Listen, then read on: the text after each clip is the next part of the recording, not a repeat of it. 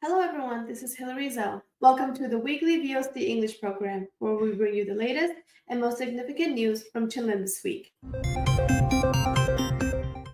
Our highlighted news tonight. The Chin National Front, or CNF, has announced its full rejection of any actions under the 2008 Constitution, which they argue serves only to protect the interests of the military dictatorship. The CNF has further stated that there is no basis for negotiation with the Myanmar military junta. In Tantlang, Chinland, conflict erupted in the first week of November between Myanmar military junta troops and Chilean government, Chilean Council forces.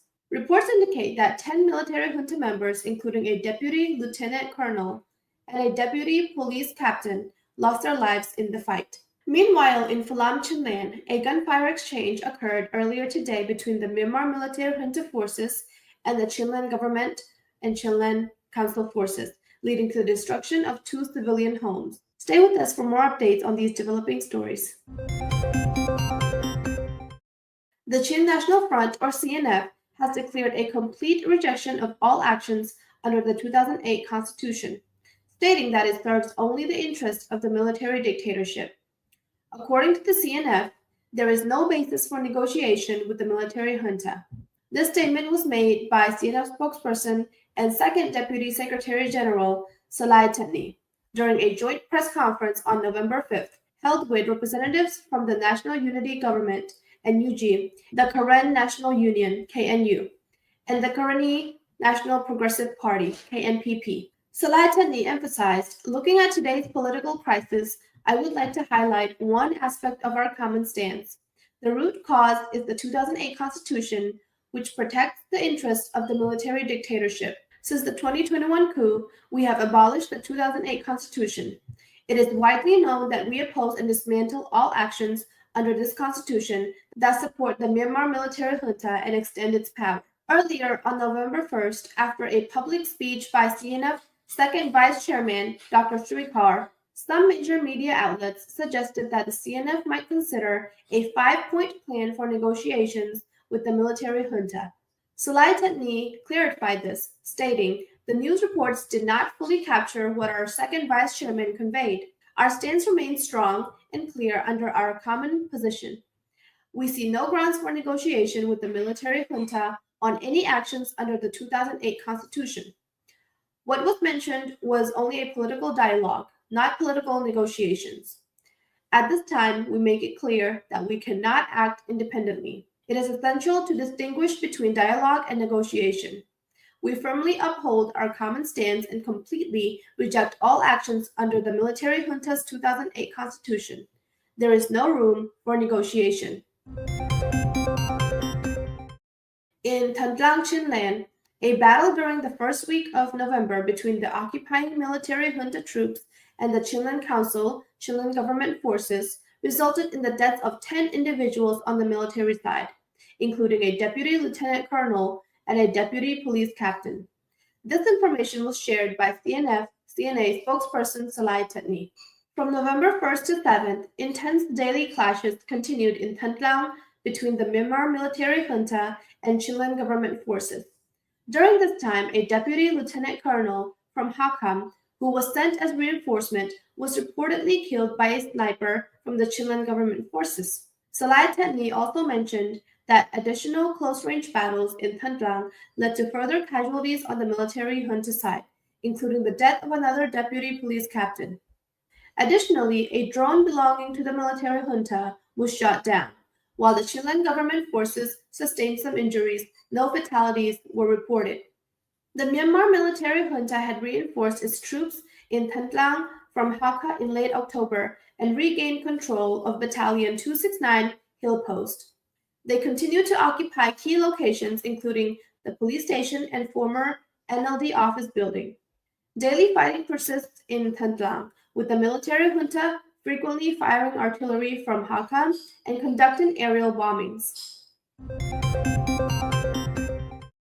In Pham Chin State, a firefight erupted between the military junta forces and the Chin National Defense Force, leaving 2 civilian homes burned. At around 10 a.m., intense gunfire broke out between the Chin National Defense Force, or CNDF, and the military junta in Pham.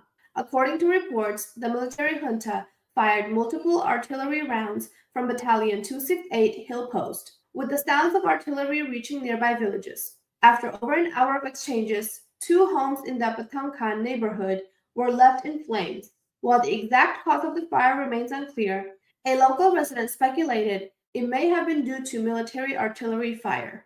Pham previously witnessed 3 days of clashes from October 25th to 27th, followed by a brief period of calm.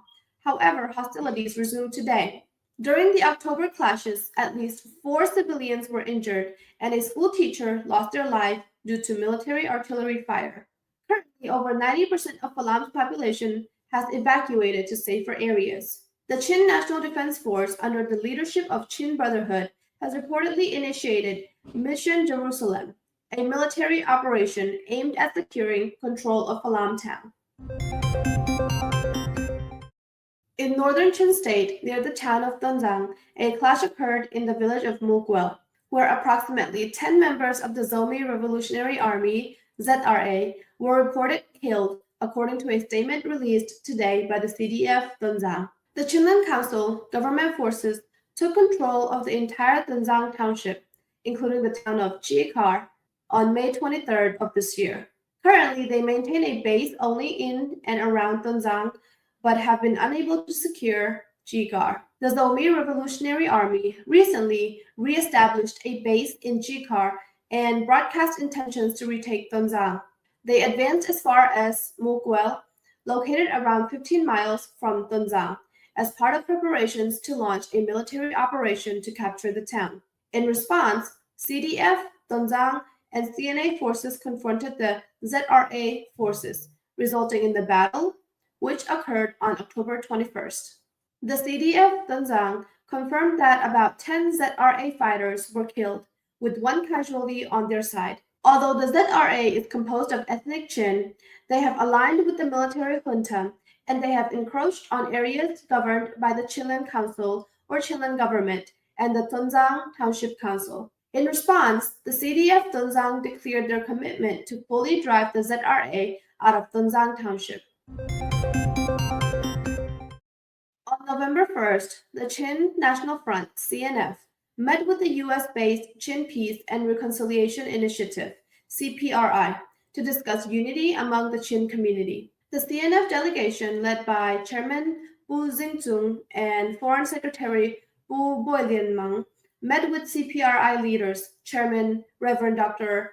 Biak Liantang and Vice Chairman Reverend Dr. Xiao Liantang at the CBC USA office in Indianapolis. During the meeting, both groups focused on strengthening the current Chin resistance movement and fostering unity and cooperation among Chin revolutionary organizations.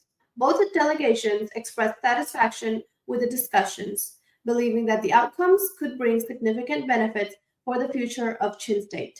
The Chin Peace and Reconciliation Initiative, CPRI, was established by the Chin Christian community in the United States to promote peace, unity, and collaboration among Chin people. In a separate meeting, the CNF team, led by Bu Xingzong, also met with leaders from the Chin Evangelical Baptist Church, CEBC, in Indianapolis.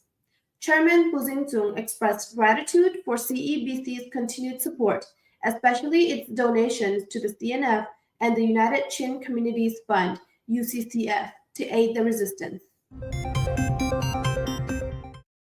Thank you for tuning into the weekly VOC English program. We will be back with more updates in our next broadcast. We hope to see you then.